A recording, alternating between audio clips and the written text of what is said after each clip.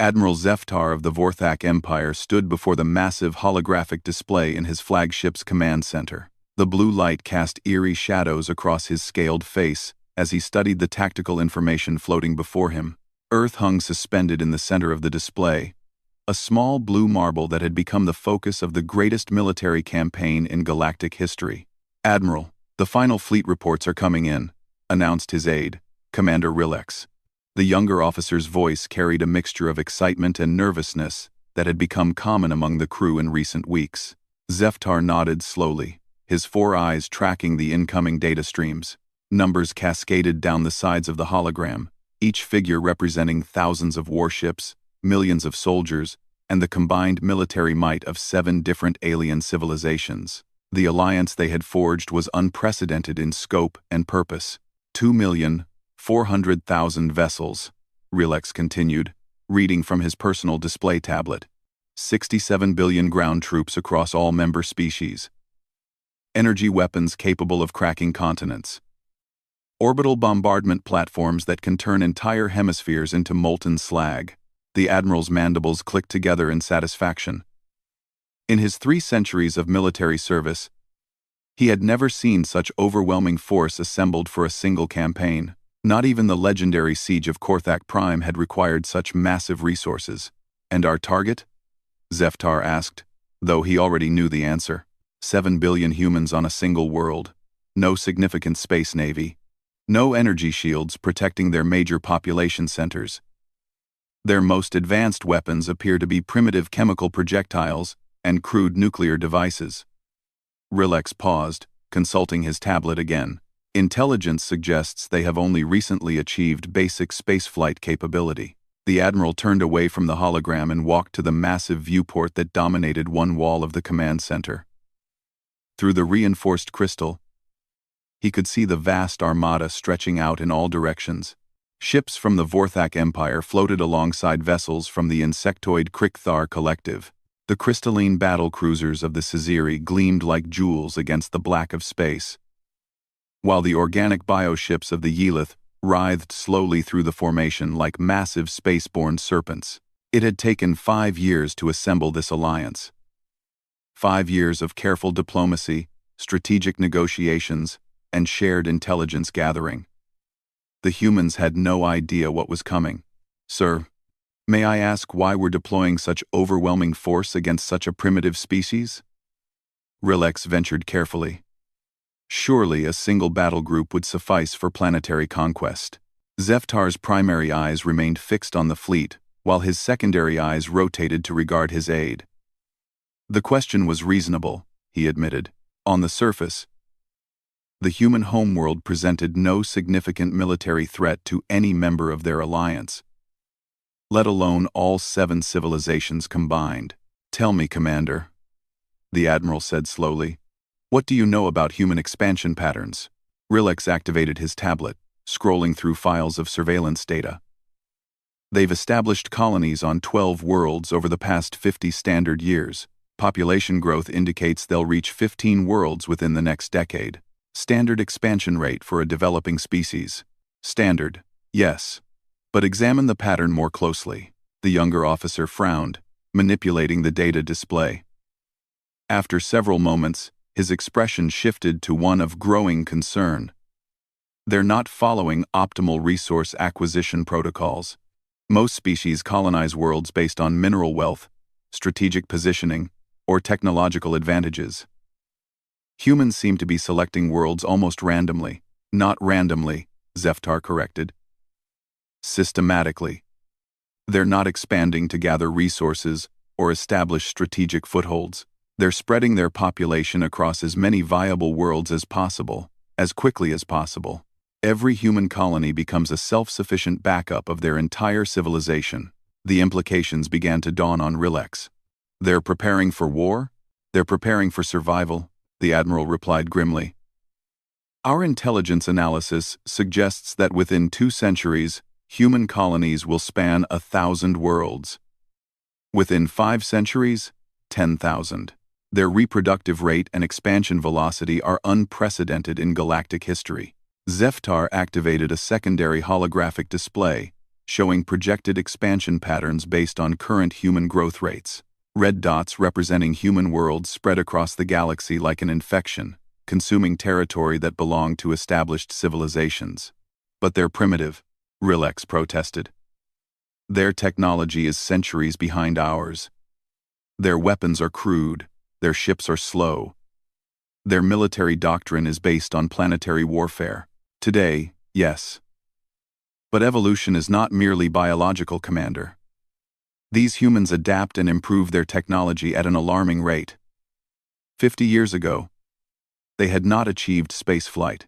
Today, they're terraforming worlds and building interstellar colonies. 50 years from now, they may possess technology that rivals our own.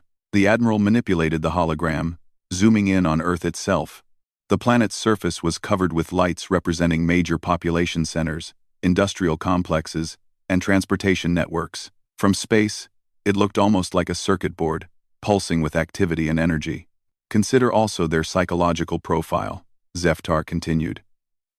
Most intelligent species develop advanced technology, then focus on refinement and cultural development.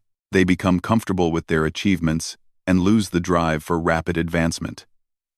Humans, however, appear to thrive on conflict and challenge.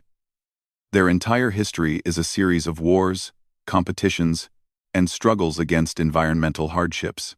Rilex studied the data streams flowing across his tablet. Historical records showed that humans had survived multiple global catastrophes, from ice ages to meteor impacts to self-inflicted nuclear warfare. Each time, they had emerged stronger and more technologically advanced. They've turned their own homeworld into a training ground for survival, the Admiral observed. Multiple hostile environments, competing nation-states, and a culture that celebrates individual achievement through overcoming obstacles. They're not just a species, Commander. They're a species specifically evolved for expansion and conquest. The younger officer looked up from his tablet with growing alarm.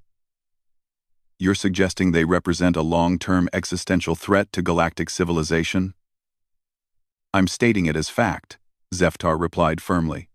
Every strategic analysis conducted by our best military minds reaches the same conclusion. If we allow humans to continue their current expansion pattern, they will eventually challenge every established civilization in the galaxy. Not through malice, but through simple biological and cultural imperatives. The Admiral returned to the central hologram, manipulating controls to display various combat scenarios. Each simulation showed potential human military capabilities based on projected technological advancement rates. The results were sobering. In 100 years, assuming current development patterns continue, humans will possess energy weapons comparable to our own. In 200 years, they'll have faster-than-light travel that exceeds our best ships. In 500 years, their military technology could surpass anything in our combined arsenals. Rilex stared at the projections, processing the implications. So this campaign isn't about conquest. It's about prevention. Precisely. We have a window of opportunity while they remain technologically inferior. If we eliminate the human threat now, we can preserve the existing galactic order for the next 10,000 years. If we wait, we may not get another chance. The Admiral activated the fleet-wide communication system, preparing to address the assembled armada. Across 2 million ships, representatives of 7 different species would hear his words and understand the historical significance of their mission. All units. This is Admiral Zeftar of the Vorthak Empire, Supreme Commander of the Alliance Fleet.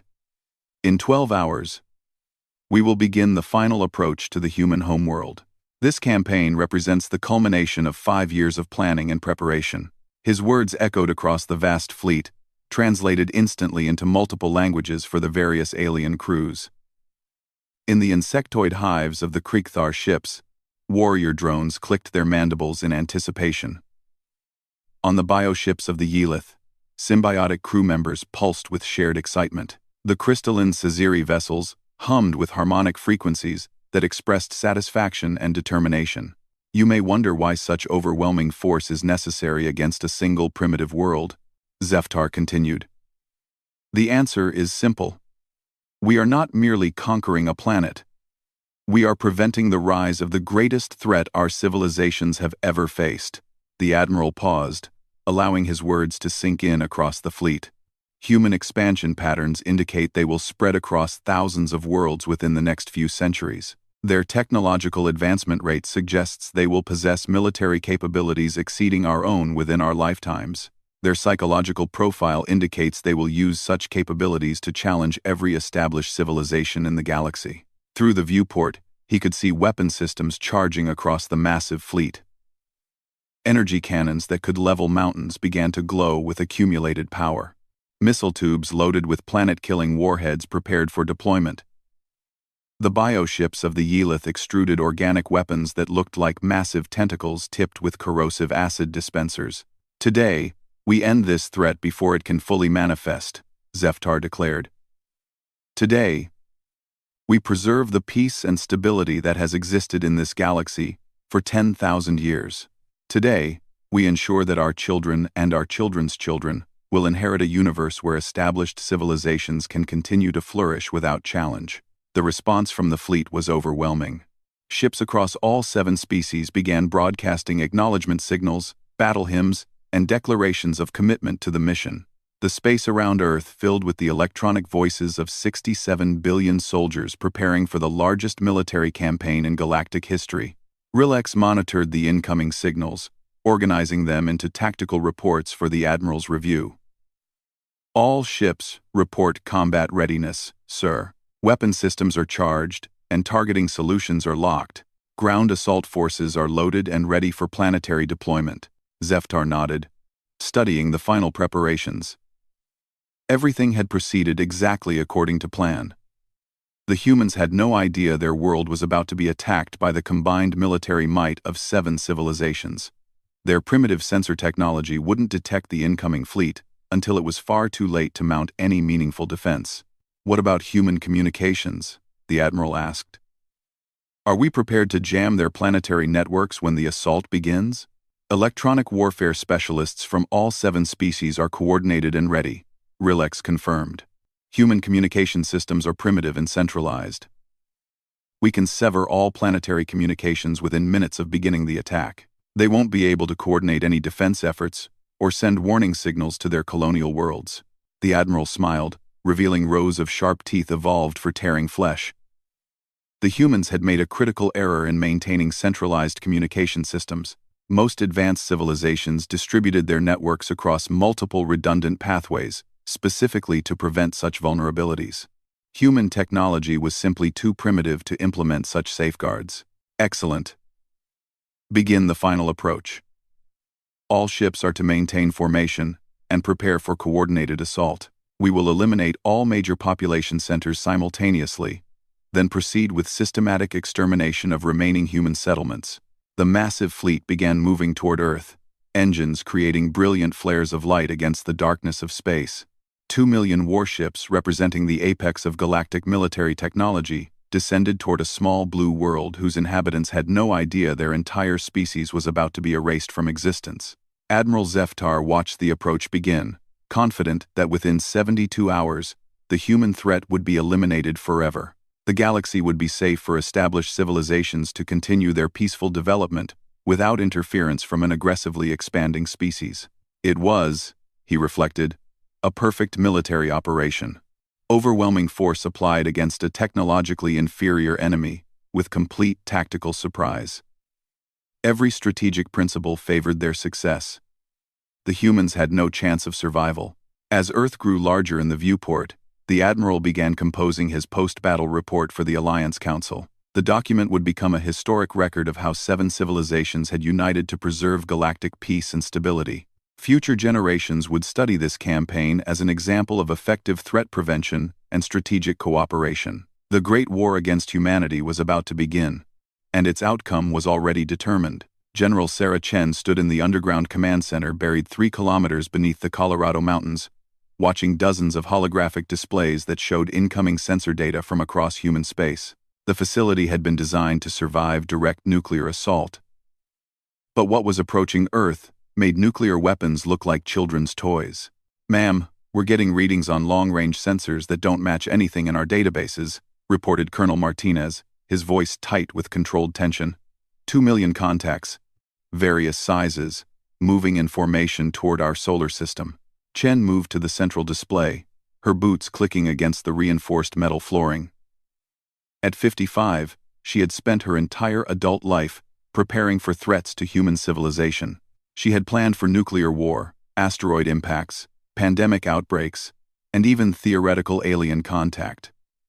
But the scale of what was approaching exceeded every contingency scenario they had developed. Distance and estimated time to Earth orbit? She asked. 48 hours at current velocity, Martinez replied, manipulating the display to show projected approach vectors. They're not trying to hide their approach, ma'am. This is a deliberate show of force. The general studied the incoming formation. Even with humanity's most advanced sensor technology, they could only detect the massive fleet because of its sheer size. Individual ships remained unclear, but the overall formation suggested military organization and sophisticated coordination. Analysis suggests multiple ship classes from various technological origins, continued Martinez. We're seeing energy signatures that don't match each other, indicating this is likely an alliance of different alien species. Chen nodded grimly. The implications were staggering. Humanity had known for decades that intelligent life existed elsewhere in the galaxy, but they had never detected evidence of advanced civilizations or interstellar travel capabilities.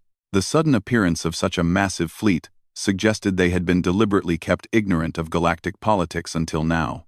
Have we attempted communication? She asked.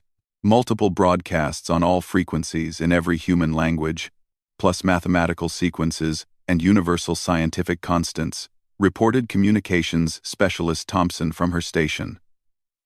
No response to any of our attempts at contact. The general walked to another display showing the status of Earth's defenses. The numbers were sobering. Humanity's space-based military assets consisted of 12 orbital defense platforms, 36 armed patrol ships, and approximately 200 defensive satellites equipped with missile systems. Against 2 million hostile vessels, such forces were essentially meaningless. Ground-based defenses? Chen inquired. All missile defense networks are active and tracking the incoming formation, replied Major Harrison. Nuclear arsenal is at full readiness with targeting solutions calculated for orbital bombardment scenarios. Estimated effectiveness against unknown alien technology is impossible to determine. Chen understood the underlying message. Human weapons had been designed to fight other humans using known technology and physics. Against alien vessels with unknown capabilities, their entire military doctrine was based on speculation and hope rather than proven tactics. Ma'am, incoming communication from Director Walsh at SETI, announced Thompson. Priority 1, encryption. The general activated her personal communication device, establishing a secure link with the Search for Extraterrestrial Intelligence organization. Dr. Elizabeth Walsh appeared on her screen, looking exhausted and worried. Sarah, we've been monitoring the approaching fleet for the past 6 hours. Walsh began immediately. Based on energy signatures and formation analysis, we believe this represents a coordinated military assault by multiple alien civilizations. How is that possible? Chen demanded. Our deep space monitoring has never detected evidence of such advanced civilizations. Because they didn't want us to detect them, Walsh replied grimly. We've been systematically analyzing the sensor data, and the technology involved suggests these civilizations have capabilities that dwarf our most optimistic projections. Faster than light travel, energy weapons that operate on principles we don't understand, and coordination across multiple species that indicates a level of galactic organization we never suspected. The general processed this information while watching the tactical displays around her. If Walsh was correct, humanity was facing an enemy that possessed technology centuries or even millennia beyond their current capabilities. Any indication of their intentions? Chen asked. The formation pattern suggests an invasion force rather than an exploration mission, Walsh responded. They're approaching from multiple vectors in a coordinated assault pattern. This isn't first contact, Sarah. This is extermination. Chen closed the communication link and turned to address her command staff. Every officer in the room was watching her, waiting for orders that would determine whether human civilization would survive the next 72 hours. Ladies and gentlemen, we are facing the greatest threat in human history, she announced. An alliance of alien civilizations is approaching Earth with obvious hostile intent. Our conventional defenses are insufficient to repel such an attack. She paused, letting the reality of their situation sink in across the room. These were experienced military officers who understood tactics and strategic analysis. They could see the same numbers she was looking at. However, this facility was not built merely to coordinate Earth's defense. We are the Central Command for Operation Phoenix, a contingency plan that has been in development for the past 30 years. Major Harrison stepped forward. Ma'am, Phoenix protocols are classified above most of our clearance levels. Can you brief us on operational parameters? Chen activated a series of displays that had remained dark until now. New information cascaded across the screens, showing detailed maps of human colonial worlds, hidden military installations, and technological development programs that existed far beyond public knowledge. For 3 decades, human leadership has operated under the assumption that our species would eventually encounter hostile alien civilizations, she explained. Operation Phoenix was designed to ensure human survival under worst-case scenarios, including complete devastation of Earth. The displays showed the true extent of human expansion across the galaxy. While public records indicated 12 colonial worlds, the classified information revealed over 200 hidden settlements, research stations, and military facilities scattered across dozens of star systems. Every human colony includes concealed defensive installations and self-sufficient industrial complexes, Chen continued. We've been secretly developing advanced military technology and distributing it across multiple worlds to prevent total technological loss in the event of Earth's destruction. Colonel Martinez studied the new data with growing amazement. Ma'am, this indicates we've achieved technological capabilities decades beyond what's been publicly acknowledged. Correct. While maintaining the appearance of a primitive spacefaring species, we've actually developed weapons and defensive systems specifically designed to counter advanced alien threats. Chen manipulated the displays to show technical specifications for weapon systems that officially didn't exist. Quantum torpedoes that could ignore energy shields. Stealth technology that rendered ships invisible to most known sensor types. Orbital bombardment platforms disguised as asteroid mining operations. The approaching alien fleet believes they're attacking a primitive civilization with minimal defensive capabilities, she explained. They're not expecting to encounter resistance from weapons designed specifically to counter their technological advantages. The command staff absorbed this information with a mixture of relief and amazement. The hopeless situation they had perceived moments earlier was beginning to look like something approaching a fair fight. What are your orders, General? Asked Martinez. We implement Phoenix protocols immediately. All hidden installations across human space are to activate their defensive systems and prepare for coordinated counterattack. Earth's apparent helplessness is to be maintained until the alien fleet commits to surface assault. Chen activated the primary Phoenix communication system, establishing contact with secret facilities scattered across dozens of worlds. One by one, installation commanders reported their status and readiness for combat operations. Titan Base reports all stealth ships powered and ready for deployment, announced the first contact. Europa Station confirms quantum torpedo arrays are armed and targeting solutions are calculated, came the second. Luna Command reports orbital defense platforms are online and awaiting engagement orders, followed the third. The reports continued for nearly an hour as hidden installations throughout human space confirmed their combat readiness. What the approaching alien fleet perceived as a defenseless species was actually a civilization that had spent decades preparing for exactly this scenario. Ma'am, we're receiving a priority transmission from Admiral Zhang aboard the hidden fleet stationed at Proxima Centauri, reported Thompson. Admiral David Zhang appeared on the main communications screen.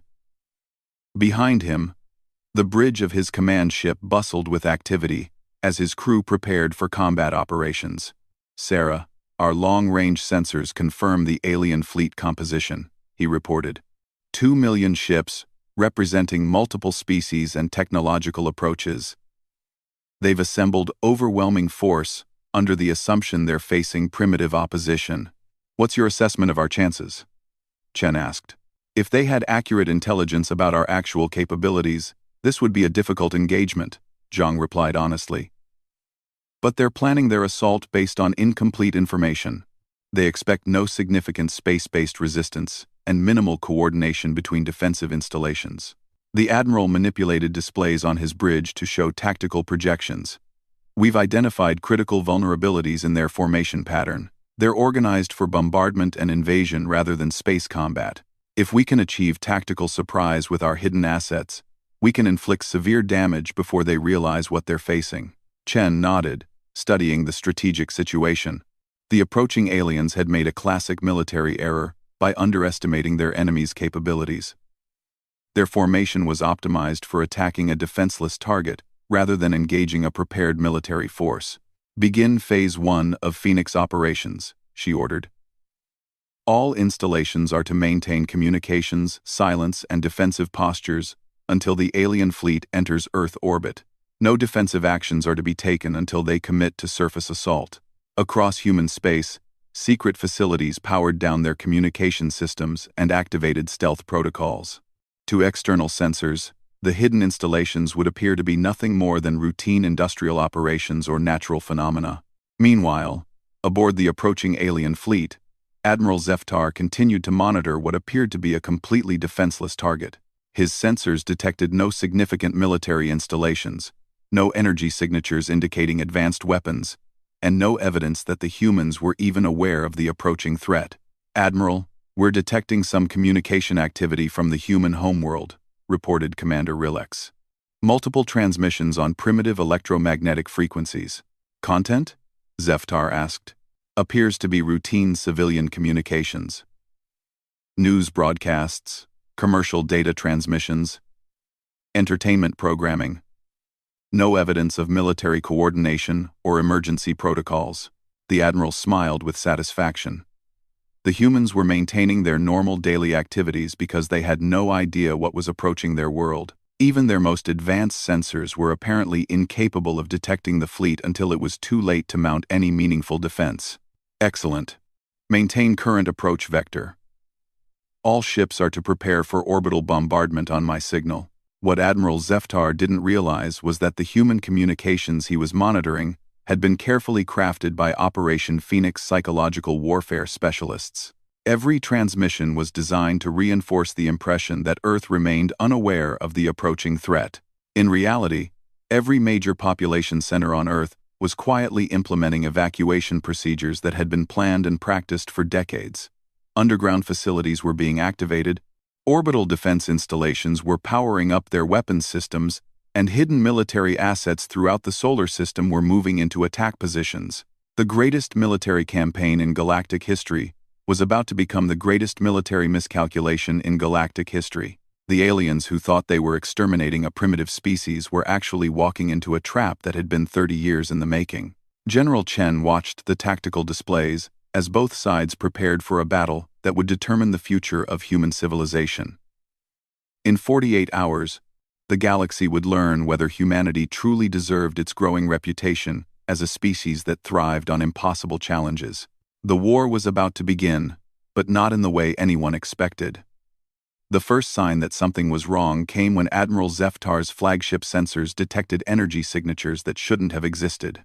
The readings appeared for less than 3 seconds before vanishing completely, but they indicated the presence of technology that rivaled the most advanced systems in the alien fleet. Commander Rilex, analyze these sensor readings, the Admiral ordered, forwarding the data to his aide station. What could have generated such energy spikes from a primitive world? Rilex studied the information with growing confusion. Sir, these signatures suggest quantum-level weapon systems and faster-than-light communication arrays, but that's impossible. Our intelligence indicates the humans haven't developed such technology. Admiral Zeftar felt the first stirring of unease as he watched his massive fleet move into Earth's orbital space. 2 million ships from 7 different civilizations spread across the planet's gravity well, taking positions for what should have been a simple extermination operation. "Begin planetary bombardment," he commanded. All ships are authorized to fire on major population centers. The response from his fleet was immediate and overwhelming. Energy beams that could vaporize mountains lanced down toward Earth's surface, targeting every major city on the planet. Nuclear fire erupted across continents, as the combined firepower of 7 civilizations struck the human homeworld. For exactly 17 seconds, the bombardment continued uninterrupted. Then, something impossible happened. Energy shields flickered to life around every targeted city on Earth. Not primitive deflector screens or basic force fields, but sophisticated defense systems that absorbed and redirected the incoming alien weapons fire. The devastating energy beams that should have reduced human civilization to ashes were instead harmlessly dispersed into space. "What is this?" Zeftar demanded, staring at the tactical displays in disbelief. How do they possess such defensive technology? Before anyone could answer, the space around Earth erupted with new contacts.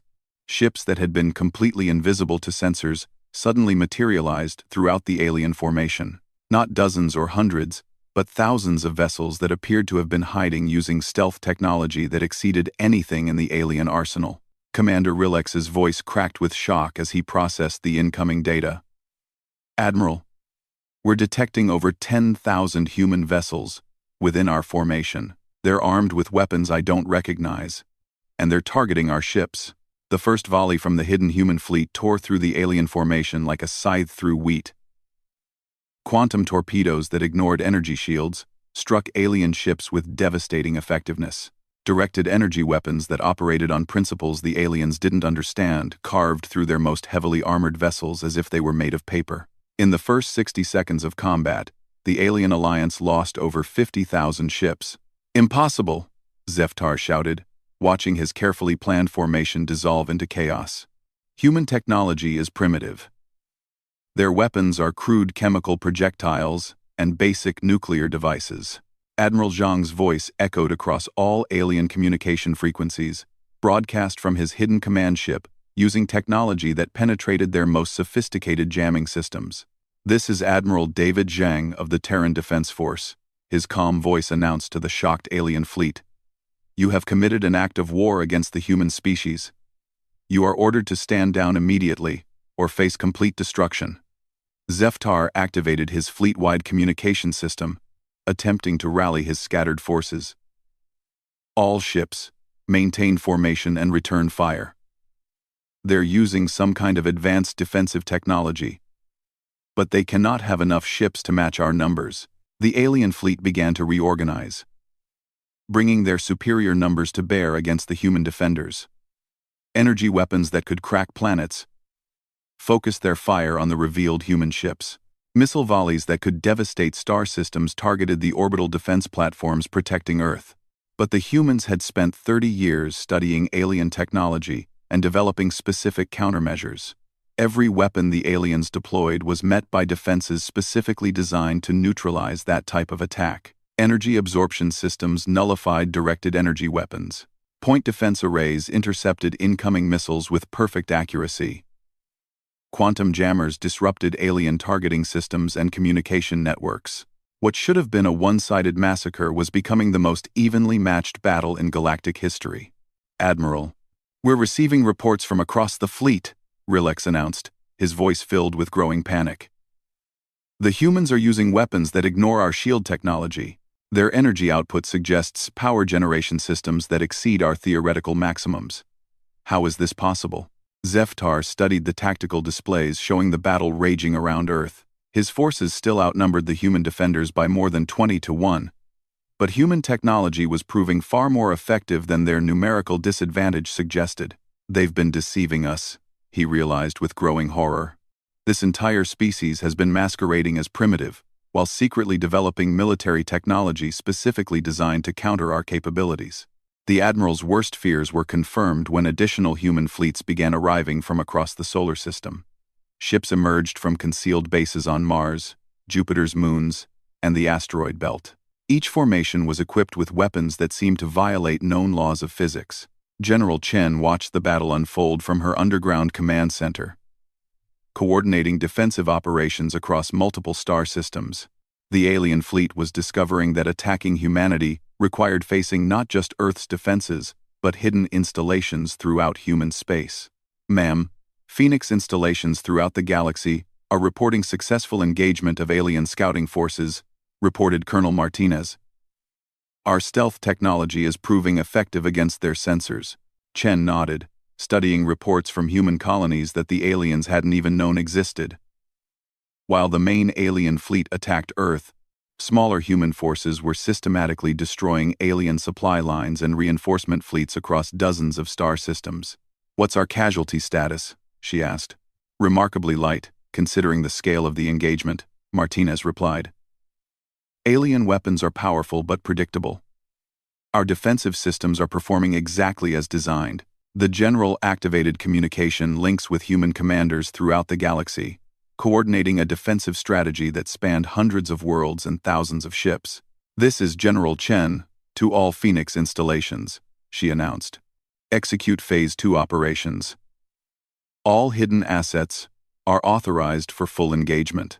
Across human space, installations that had appeared to be routine mining operations or research facilities revealed their true nature.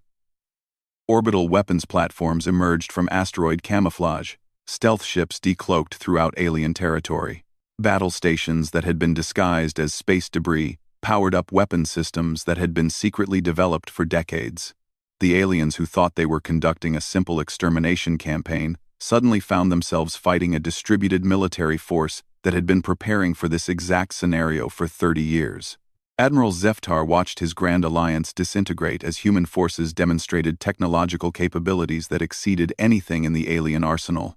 Ships that should have been invulnerable to primitive human weapons were being destroyed by energy weapons that operated on unknown principles. Defensive systems that had never failed against any known threat were being penetrated by human ordnance that ignored conventional physics. "All ships, execute strategic withdrawal," he finally ordered, accepting the unthinkable reality that his massive fleet was being defeated by a species they had dismissed as primitive. But the humans weren't finished. As the alien fleet attempted to retreat, they discovered that escape was not going to be simple. Human ships with faster-than-light capabilities they hadn't suspected began intercepting fleeing alien vessels. Quantum interdiction fields prevented alien ships from engaging their own FTL drives. Admiral Zhang's voice echoed across alien communication channels one final time. "You came to our space with the intention of committing genocide against our species," he announced. "You will not be permitted to return to your territories with the knowledge of human capabilities. Any ship that surrenders immediately will be treated according to standard prisoner protocols. Any ship that continues hostile actions will be destroyed." The choice facing the alien alliance was stark and humiliating. Surrender to the species they had intended to exterminate, or fight to the death against an enemy that possessed superior technology and better tactical positioning. Across the shattered alien fleet, individual ship commanders began broadcasting surrender signals. The greatest military alliance in galactic history was capitulating to a species that most civilizations had never heard of until 3 days earlier. Admiral Zeftar sat in his command chair, staring at the tactical displays that showed the complete collapse of his forces. In 72 hours, his perception of galactic civilization had been shattered. The humans weren't primitive newcomers to interstellar politics. They were a military power that had been secretly developing technology specifically designed to counter established civilizations. "Admiral, human ships are surrounding our position," reported Commander Rilex. "They're requesting our immediate surrender." Zeftar closed his 4 eyes and activated his ship's surrender beacon. The war that was supposed to prevent human expansion had instead announced to the entire galaxy that humanity possessed military capabilities that rivaled or exceeded anything that existing civilizations could deploy. General Chen received the final battle reports 3 hours after the last alien ship surrendered. The numbers were staggering in their implications.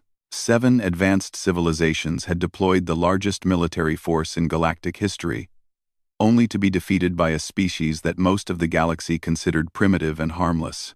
Human casualties were minimal, thanks to 30 years of preparation and the element of tactical surprise.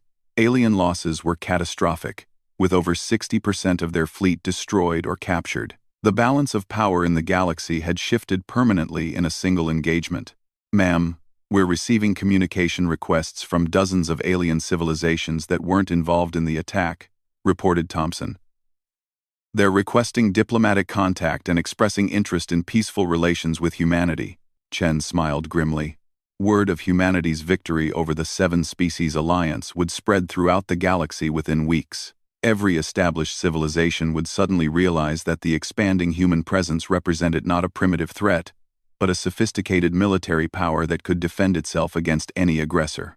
The war that was meant to end human expansion had instead established humanity as the dominant military force in the galaxy. The aliens who sought to preserve their comfortable galactic order had inadvertently created a new order in which human capabilities could no longer be ignored or underestimated. 6 months later, Admiral Zeftar stood before the Human Colonial Council as a representative of the former seven-species alliance. The terms of surrender had been surprisingly generous, considering the scale of their attempted genocide. Human leadership had focused on ensuring such an attack would never be attempted again, rather than seeking revenge against defeated enemies. "Honored members of the Council," he began, reading from a prepared statement. "On behalf of the 7 civilizations that participated in the unprovoked attack on human territory, I formally acknowledge our defeat and accept responsibility for our actions." The human representatives listened with expressions that revealed nothing of their thoughts. These were the leaders of a species that had just demonstrated it possessed the most advanced military technology in the galaxy, while successfully concealing that fact for decades.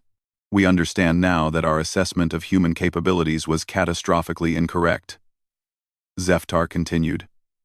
"We assumed your species represented a primitive threat to galactic stability. We realize now that humanity represents the next phase of galactic civilization. And we request permission to establish peaceful, diplomatic, and trade relations with your expanding territories."